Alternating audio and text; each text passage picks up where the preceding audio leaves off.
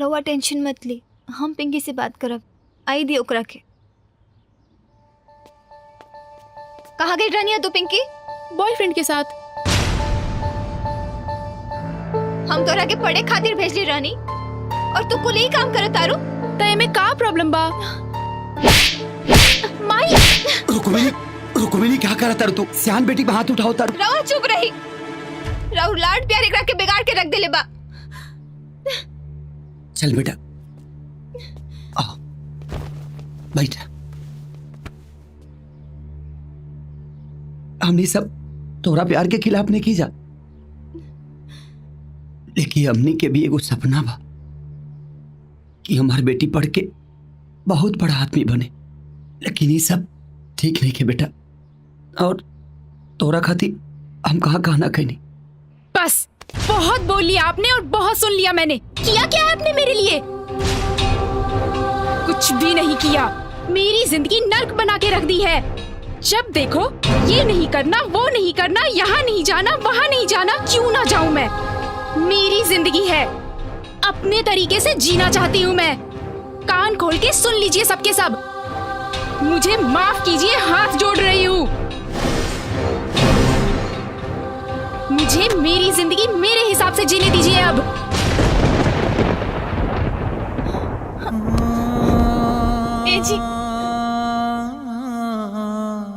ए जी हमारी बात सुनी, कुछ ना हो।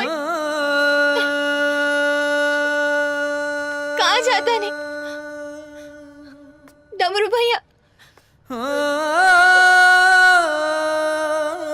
भैया भैया रुकिए भैया। वाह बेटी वाह, आज तू साबित कर देलू कि बेटी के सहारे माई बाप का जीवन ना कटेला। साबित कर देलू तू। का कहलू हा? आपन जिंदगी। आज तहरा आपन जिंदगी आपन लागे लागल। अरे कबू वो इंसान के जिंदगी के बारे में सोच ले बाड़ू जौन तहरा खातिर अपना पूरा खुशी पूरा अरमान के गला घोट देलस। रह दे डमरू भैया, इन नालायक के कुछ मत कही। हाँ जी, जीते जी हमने के मुआ दिले बिया। ना भौजी ना, जब चिड़ई आसमान ना पे लागे तो ओकरा के धरती दिखावल जरूरी होला। चला आज हम तोके दिखावा तनी कि तहार शरीर में जौन खून बह रहल बा ओकरा के बनावे खातिर तहारू बाप दिन रात अपन शरीर के कितना खून बहावेला। चला चला।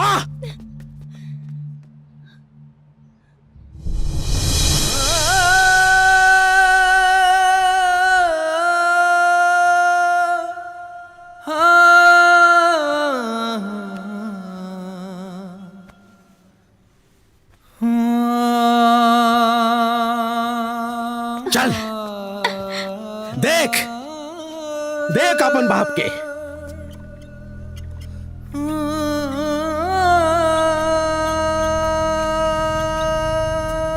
सोना के पालना में पलल ई इंसान तहरा खातिर, सिर्फ तहरा खातिर अपन पूरा जिंदगी दांव पे लगा देलस। सोचलस कि तहरा माध्यम से वो जवाब दी हर वो इंसान के जे बेटी के बोझ समझ के ओकरा के माई के घर में ही मुआ देला। तू अगर आज जिंदा बाड़ू न बेटी तो सिर्फ और सिर्फ यही आदमी के वजह से, वरना तो तू वही दिन मर जाती बेटी जही तू पैदा भइलू। हाँ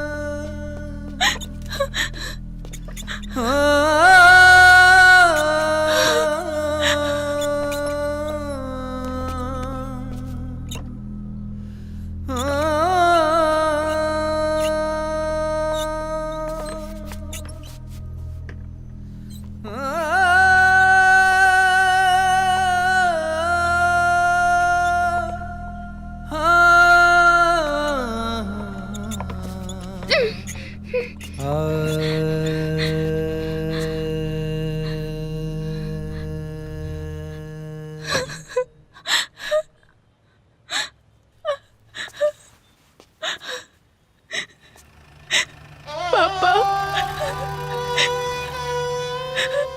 पापा हमके माफ कर दी।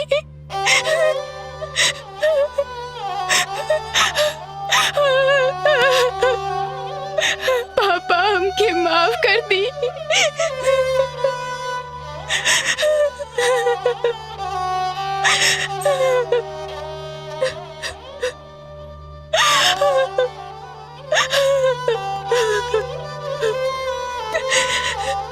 बेटा तू घरे जा, हम सामान पहुंचा क्या होती। ना पापा, रउआ के जौन बात से तकलीफ बा हम उ तकलीफ के खत्म करके आवतानी। पिंकी भैया आपन पिंकी वापस आ गई भैया। वाह बचवा बड़ा जल्दी मान गई। यार हर बार तोरा से शर्त हार जाए। प्रेम, हाँ चल चल चल चल। निशा तू 3 बजे वाला रहलू, अभी फ्री भेलू का? एनी प्रॉब्लम? हाँ प्रेम, हम अपन खुशी खातिर वो इंसान के खुशी भूल गए रहनी जे हमार खातिर अपन पूरा जिंदगी कुर्बान कर देलस। नादानी में हमसे जौन कदम आगे बढ़ल रहल, आज हम वो कदम वापस लेतानी। हमको समझ नहीं न माने का कहल चाहता रू? इहे कि हमके अब प्यार मोहब्बत में कौनो इंटरेस्ट नहीं खे। हम तारा जिंदगी से वापस जाता नहीं। हो सके तो तू हमके भुला जाइह। अब तक हम तारा ऊपर हजारों रुपए उड़ा चुकल बानी, अपन कीमती समय बर्बाद कर चुकल बानी, और जब तक हमरा रुपया के भरपाई और हमरा समय के वसूली ना हुई तब तक तारा के हिजा से ना जाए देता। का मतलब? अरे don't be silly Pinky darling, तू इतनो नादान नहीं खू कि तू हमार बात नहीं को समझत। एक बार तू हमरा साथे हम बिस्तर हो जा, ओकरा बाद तारा जहाँ जाए के होके तू चल जा। यू ब्लडी, तोहार इतना हिम्मत कैसे भाई हमार बारे में ऐसे सोचे के? बहुत बड़ा बचाओ, छोड़ो, बचाओ, छोड़ो, छोड़ो अपने के, छोड़ो अपने के, छोड़ो, पापा, छोड़ो अपने के,